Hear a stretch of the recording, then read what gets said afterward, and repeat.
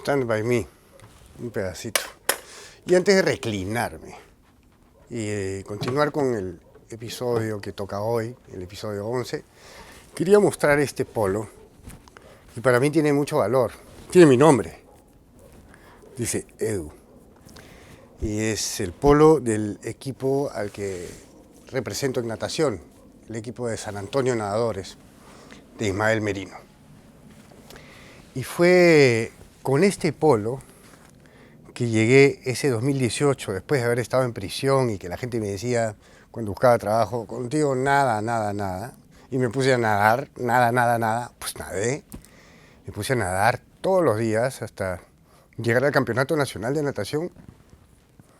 Fue finales de septiembre del 2018, principios de octubre. Y quedé campeón en mi categoría, en más de una prueba. Y nos fuimos después a nadar, antes de que llegue ese 2019 a hacer mi academia de natación en la playa Bujama. Fui a nadar a Piura, un campeonato nacional también en Piura, o interclubes, creo que era internacional, venían desde Ecuador, venían de Colombia, nadadores de Chile, categoría máster. Y si se acuerdan, en un capítulo anterior hablé de Mariano. Habíamos 2 psiquiátricos en mi pabellón, ¿no? En las noches cuando venía la enfermera y decía, psiquiátricos, psiquiátricos, para darnos nuestra pastillita, salíamos Mariano y yo. Mariano tenía una suerte, es una manera bastante amable de decirlo, de esquizofrenia, y tenía que estar medicado, y yo recibía un medicamento para la ansiedad y poder lidiar con la noche en la cárcel. Mariano es el amigo, el hermano menor que tuve en la cárcel, por quien velaba, con quien almorzaba, quien se sentaba a mi mesa el día de visita, porque él no tenía una familia que lo visite. ¿Y por qué no tenía una familia que lo visite? Porque su familia era piurana. Y su madre había fallecido cuando él tenía 14 años o 13 años. Por eso se identificaba tanto con Paul McCartney de los Beatles y me pedía en la cárcel cantar canciones de los Beatles como Let It Be, la de El Budín, sale de ahí, porque es una canción que McCartney escribe pensando en su madre, y a Mariano le recordaba a su mamá. Y entonces, antes de acabar ese 2018, en octubre, noviembre del 2018, me fui a nadar un campeonato a Piura. ¿Y cómo llegó la dirección de Mariano o la de sus padres y su familia? A mí no lo sé. No sé si me la dio Mariano mismo antes de que yo salga en libertad, pero la tenía apuntada en un papel. Entonces fui a este campeonato en Piura con mi equipo de natación y a la cabeza de Ismael Merino, que también se había encariñado mucho con Mariano, y habíamos acordado ir a buscar a su familia y ver por qué no visitaban a Mariano, por qué estaba tan abandonado en la cárcel. ¿Qué pasaba con su papá? Decían que era docente universitario, un tipo muy intelectual, era lo que Mariano decía de su papá. Tenía sentimientos muy amorosos y grandes hacia su papá, mas no hacia su hermano. Entonces el campeonato fue viernes, fue sábado y acabó un domingo al mediodía, y ya esa noche nos regresábamos a Lima. Me fue súper bien en el campeonato y la misión era encontrar con Ismael a la familia de Mariano. Y encontramos la dirección que me había dejado y llegamos a un lugar bastante alejado de la ciudad de Piura. Era como un complejo de viviendas familiares, y ahí estaba la dirección, el departamento era un primer piso, el número era tal, ni siquiera eran números, era por letra. Y tocábamos la puerta, Nadie nos abría. Nadie nos abrió en media hora, hasta que salió alguien puteando, renegando, de por qué molestábamos un domingo en la tarde. Todo salía mal. ¿Qué puede salir mal en esto? Todo salió mal. Encontramos a la familia Mariano. La familia Mariano consistía en 2 personas. Este hermano que salió a putear y a renegar porque estábamos molestando un domingo en la tarde, y era claramente una persona que no estaba en sus cabales, con algún tipo de condición mental. Y le digo, oye, soy tal, mi nombre es Eduardo, he salido de prisión y he estado con Mariano. Y quisiera presentarme, extenderle algunos mensajes que él ha dejado conmigo, sobre todo a su papá, ¿estará? Y dubitativo, me hace entrar y me encuentro al papá de Mariano, un domingo en la tarde, tomando, totalmente borracho, fuera de su cabeza. Estábamos Ismael y yo, al principio no entendíamos nada y después lo entendimos todo, ¿no? Ahora entendimos por qué el abandono a Mariano,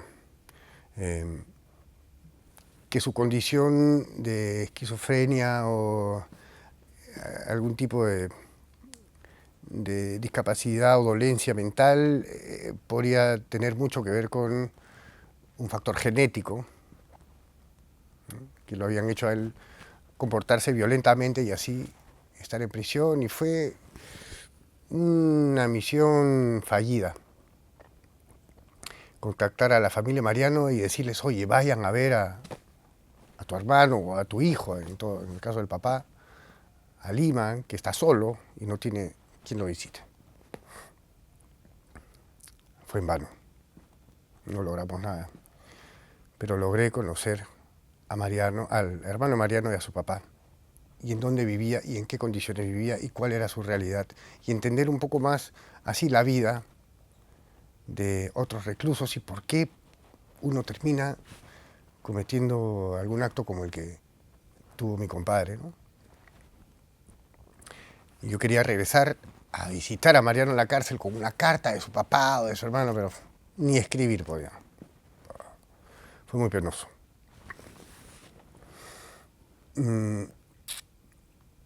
Esa es una de las cosas que pasó y que había dejado la historia inconclusa, como también con lo que pasó ese mismo año 2018, que yo salí de la cárcel sin haber hecho la gran final, que era algo que me atormentaba y me atormentaba. ¿Cómo voy a hacer esta final? Hemos hecho todas las etapas, los castings, las pruebas para hacer esa fecha en donde los presos habían conseguido vestuario, música de fondo, se habían preparado, habían ensayado, les habíamos dado una ilusión y un propósito, y yo me fui justo antes de poder hacerla. Y con este estrés postraumático que no me permitía salir de la casa más que con el perro al lado. Y ya con la terapia que estaba recibiendo conductual de haz esto, las órdenes que había recibido de alimentación, ejercicio, sentido de pertenencia, hobby, utilidad, afecto. Hablé con mi gran amigo, hermano, Guillermo, de Tutuma Producciones, y me ayudó a contactar al director del penal, al doctor Marco Chucky, y hacer la final después de 5 meses, o no más, medio año quizás. Y no solo eso, sino que el doctor Marco Chucky me permitió llevar una cámara para poder registrar lo que sucedía en ese evento, la gran final de Ancón tiene su talento. Ya era más complicado que uno cante, que otro baile, que otro actúe, ¿no? Entonces decidimos simplificarlo y hacer solamente una final de coreografías. Y cada pabellón tenía o escogía lo que quería bailar, ya sea una polka, quería bailar un vals, quería bailar un afro, quería bailar gris, un rock and roll. alguna cumbia, salsa. Entonces fue una final interpabellones. No solamente interpabellones, sino también invitamos a participar a la gente que trabaja en el penal, ya sea en el área de salud, en el área de logística administrativa. Y lo más bizarro y rompemoldes que pudimos hacer es hacer una última canción en esta gran final, en donde, como nunca sucede en la cárcel, las mujeres presas y los hombres presos podían compartir bailando una canción en el patio principal. Algo que sucedió. Y la sorpresa, esto sí fue alucinante, que los mismos técnicos del INPE, los mismos que te ponían llave y te abrían la llave y te maltrataban, terminaron bailando también en el patio principal con los presos. Y fue un momento mágico. Y lo tengo registrado. Si quieren verlo, lo voy a pinear, poner como uno de los primeros videos para que puedan ver cuando entren a mi página de Instagram. En mi perfil de Instagram voy a poner el video de esa gran final. Y le he llamado El día que la prisión bailó. Y ese fue mi regreso. Y por fin cerrar ese capítulo que me atormentaba tanto, ¿no? Ok, se hizo esa gran final. Visité a la familia de Mariano. Estábamos verano del 2019. Había montado, gracias a este polo que lleva mi nombre, Edu, una academia de natación en Bujama, 25 niños, cada fin de semana por día, enseñándoles a nadar, a flotar, a mejorar sus técnicas. Y eran mis amigos. Mis amigos todos eran menores de edad. Y estaba por cumplirse un año de mi libertad y yo tenía que pagar una fianza astronómica, que a mí no me alcanzaba en ese momento. Y si no la pagaba, tenía que regresar a la cárcel. Y eso era algo que no me dejaba dormir, que no me dejaba vivir, no me dejaba respirar, no me dejaba comer. Y a la vez había tenido un accidente en la bicicleta, que la muñeca se me había partido en 4 pedazos y me tenían que sacar el hueso y poner una placa acá. No podía tocar guitarra, no podía nadar. Y yo, como me siento un hijo adoptado de esta hermosa playa Bujama, a quien siempre entrego mi corazón, siempre que puedo entrego mi corazón con música, con natación, con también un concurso de talentos que hice ese mismo 2019, los papás de los 25 niños se pusieron las pilas, pasaron el sombrero y me dijeron: Edu, tú preocúpate en estar bien y de esto nos vamos a encargar nosotros. Y vamos a hacer un concurso de talentos en el verano, vamos a hacer un cierre de la academia, vamos a hacer un show de música. Y mi fianza se pagó, con la ayuda de gente que me quiere mucho y que quiero mucho. Eso sí, el 2019. Se pagó la fianza. Y todo el 2019 seguí trabajando con niños. El único espacio donde me sentía seguro. Trabajando con niños y nadando. Y otra vez, nacionales, siguiendo con esta búsqueda de... No es perseguir un título, sino a la hora que nado, y nado con toda mi velocidad y toda mi fuerza, es para huir de mi pasado. Eso es lo que tengo en la cabeza. Tengo un pasado que me está persiguiendo y no quiero que me alcance. Entonces, a la hora que ya dicen en sus marcas, listos ya, salto y hasta que no me alcance.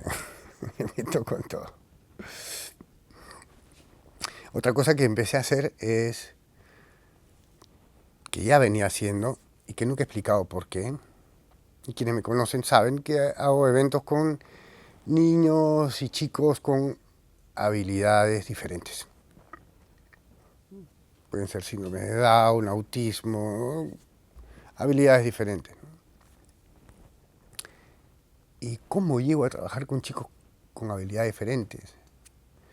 Y algo que nunca he contado, y esto se debería saber, espero que ya haya cambiado, porque esto lo conocí en él la primera vez o la segunda vez que intenté recuperarme de mis adicciones. Que estuve en una comunidad terapéutica a donde llegaba gente que no solamente se quería recuperar de adicciones, sino también había personas que estaban huyendo de la justicia y familias dejaban a sus hijos o familiares que tienen alguna discapacidad o condición en esta misma comunidad, mezclados, delincuentes, drogadictos recuperándose y personas con dolencias mentales. ¿Quiénes eran los más perjudicados? Voy a empezar por ahí, diciendo perjudicados, los que tienen alguna dolencia mental. Los drogadictos o los adictos en recuperación, los que se estaban fugando de la justicia o escondiéndose de la justicia, tenían algunas responsabilidades en estas comunidades. Y en las noches una de las responsabilidades le tocaban por sorteo cuidar durante la noche a los chicos con habilidades diferentes. A mí nunca me tocó hacerlo, me hubiera gustado, porque era una pesadilla real, una pesadilla de ojos abiertos. Pasar por el cuarto en donde habían 10 o 12 niños con habilidades diferentes, gritando, quejándose, y escuchar al siguiente día cómo estos delincuentes en potencia abusaban de ellos. Si tienen algún familiar con alguna discapacidad, alguna condición especial, ese no es un lugar para llevarlo. Así estés cansado, así no sepas qué hacer. Les van a hacer daño, van a abusar de ellos y nunca te vas a enterar. Y si alguien te lo cuenta, no les vas a creer. Y eso era lo que me pasaba a mí. ¿Cómo podía yo cargar con esa culpa? ¿Cómo podía yo enmendar ese daño? No, agarrar a golpes a todos los que estaban ahí, no. Si yo había llegado hecho mierda. No tenía fuerza ni para peinarme. Y veía esta atrocidad. Cuando recién, después de algunos meses, pude ver a mi familia, se dieron cuenta de que algo extraño pasaba en esta comunidad terapéutica, que la habían vendido como lo máximo, ¿no? Y con un porcentaje de recuperación y de rehabilitación enorme. Pero nada de eso era cierto.